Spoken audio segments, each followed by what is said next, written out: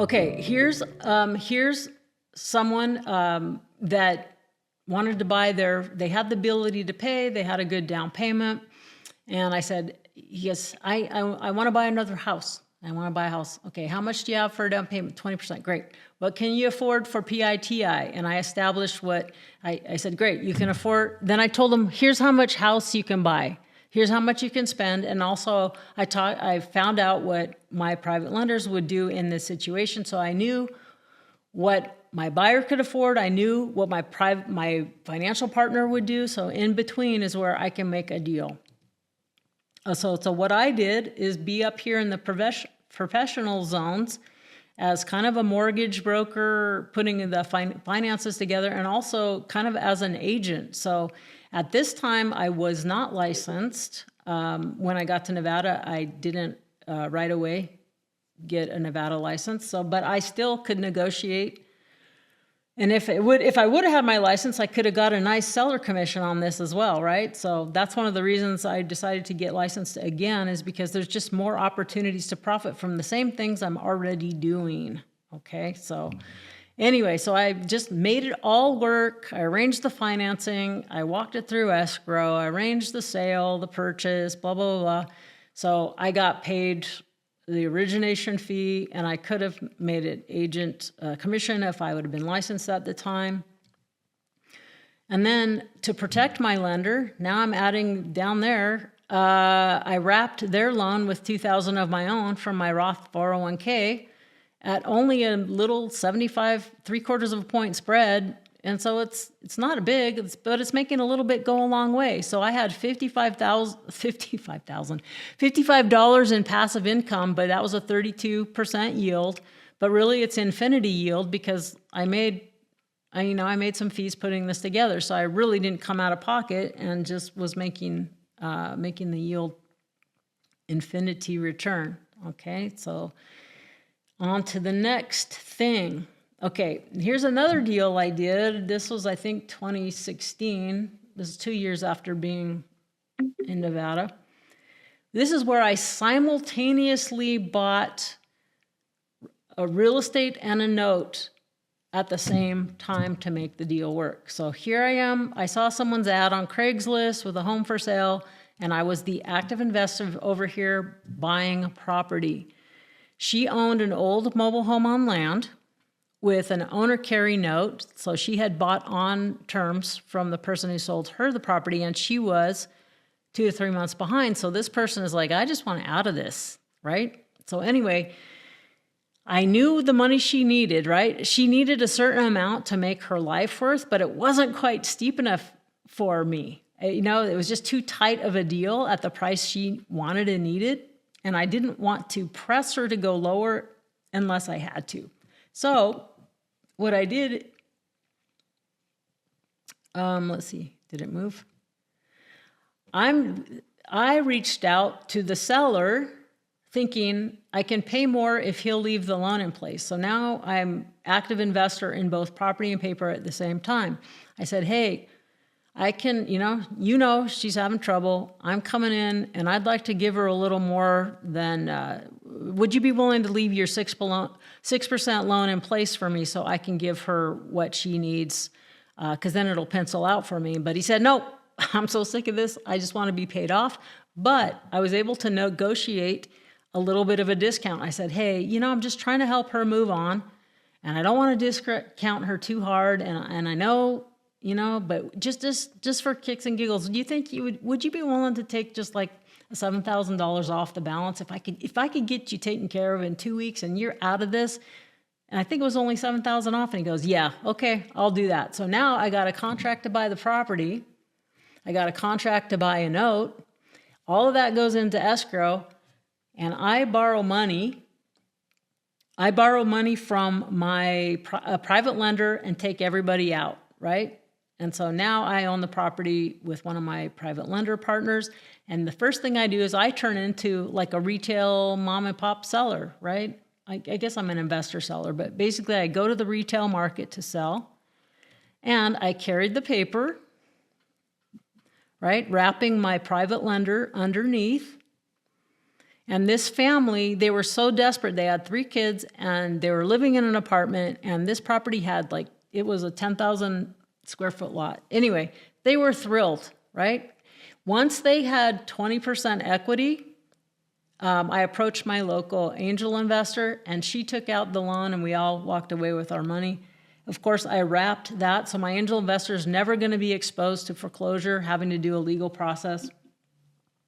So that's, so look at all those shares, 1, 2, 3, 4, 5 spots just in that deal, but buying both the note and the property at the same time, so the seller worked, so the deal worked for everybody.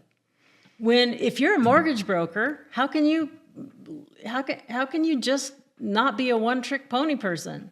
Okay, so if you can't get a client a loan, then why not work with someone like me, right? Who can maybe set them up with owner financing for a bit, whether it's a lease option, whether it's an owner carry, or working with an agent that can do the same thing. So a consultant or an agent, and in this case, I can be both. So that's good to be able to wear more hats, doing the same thing, solving problems. And then a couple years down the road, this mortgage professional can take them out with a regular loan, right? So instead of walking away telling that buyer, come back, blah, blah, blah, why not help solve problems and, create this loyalty from these people? So basically now there's a lot of money brokers, and I was always surprised by this. Like, there's hard money brokers, so they only originate loans anywhere from 1 to 2 years or whatever, 6 months to 2 years long. They go, oh, we don't do owner carry notes. We don't do anything with the secondary market. And I go, what do you mean? You take your pool of money from your you got this pool of funds. Usually you originate the loan, the private loan, let's say to a rehabber, flipper, and then you assign the note to one of your lending partners, your mom and pop people. So you do the assignment secondary market all the time. And they're going, oh yeah. I goes, you guys are doing both. You're doing the primary and secondary mortgage market. But they're just thinking, no, we only make loans.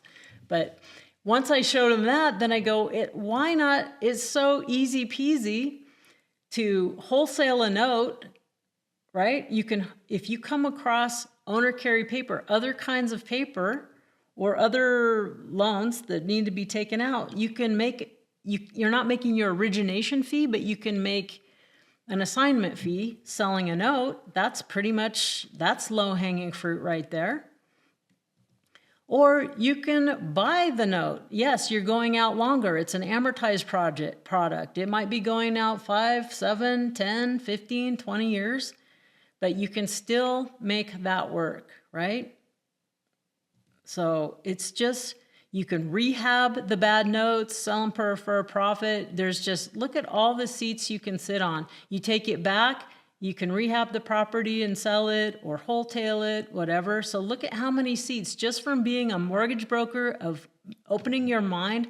Look at all these profit centers that are so easily related to what you're already doing. This deal is so a guy came and I was going to buy a partial. He didn't want to sell the whole note because he wanted to give it to his daughter when she graduated from college, so that would give her a start with some passive income.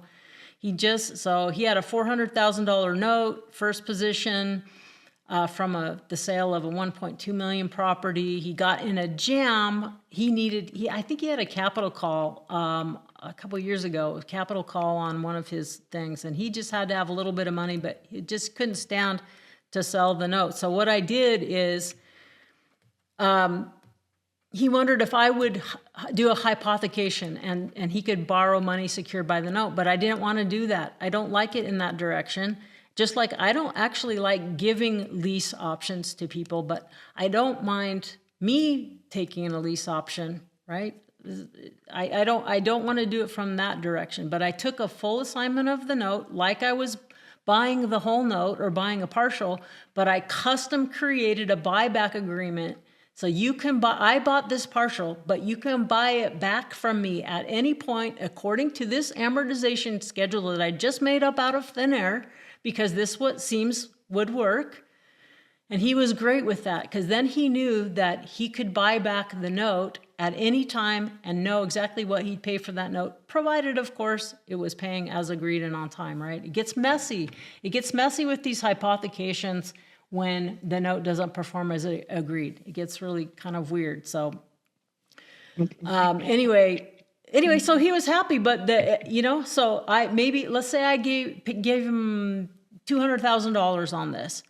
Well, his buyback day one was $220,000. So immediately I'm going to make, even if he bought it back from me day one, I'm going to make $20,000, right? And every month it goes. So I borrowed money to buy the note. So I hypothecated, I don't mind on this side. I'm borrowing money to buy the note, just like Jay did. He talked about that last month. And every month, because of the difference, my lender that I borrowed the money, their note's amortizing down. At the same time, this guy's note his amortization's going up, and this is going down. So every month I make $1,000 spread. So the longer this goes, I'm going to make a minimum 20 grand. And every month this goes, I'm earning another 1,000. I don't have it in my pocket yet, but you know what? If he lets this go, if he never buys it back and it goes to maturity, I think I'll be owed $100,000. Okay, just on putting one deal together. And he was happy. Everyone was thrilled with this whole deal. So to sum up, where in this market that we have and that I think is coming, where do I see the benefits? Here's what I want to do. I want to buy as much owner finance property as I can get my hands on. And the terms are much more important than the price. Okay, so basically, I want sellers and owner carry notes to originate them, because I'm going to wrap the financing, right? So if I get one seller finance property, that equals 2 notes. It equals a note that I'm going to wrap, cash flow that I'm going to make on the spread, the arbitrage, plus I have an option to buy my own note at a discount. So I get one guaranteed note and one option to buy a note in the future. And I also want to buy other owner carry notes, partials mostly. Okay, and I can buy, I can't remember. Yeah, so basically I'm buying the paper, right? So buying the paper, mostly partials, but if I can't make it work for my own portfolio, I'm going to be a wholesaler and agent so that I can make money for on moving things along that I'm not keeping in my own portfolio. So it's good to learn and think, okay, I can be an agent, I can get paid that way, I can wholesale property, I can wholesale notes. So that's where I think buying property with owner financing and buying partials of other people's notes. That is where I think I want to be positioned for the market that we have going. And then my other fun thing is just to take everything I know and like consult and coach with other people to figure out, you don't have to spend 20, 30 years doing this, but I can bring my expertise to your one deal that you're ever going to do in your whole life and just make sure that you have every success. So that is my presentation. Thank you for hanging in. It's been absolutely fabulous. So that is, if I were going to do my last slide, if you don't know already, I do a free mastermind once a month. It's called Property and Paper Live. You can always sign up for the next one at propertyandpaper.com. I would love it if you want to just stay in touch. And as I roll out other products and books and different things, if you want to subscribe to my list over at notequeen.com, that would be wonderful. And you can always find me on Linktree for just like quick links to books, consulting, other, social media places, podcast, YouTube, blah, blah, blah. So anyway, that's what I have. Thank you so much for being, for hanging through on this. I hope it was worth it.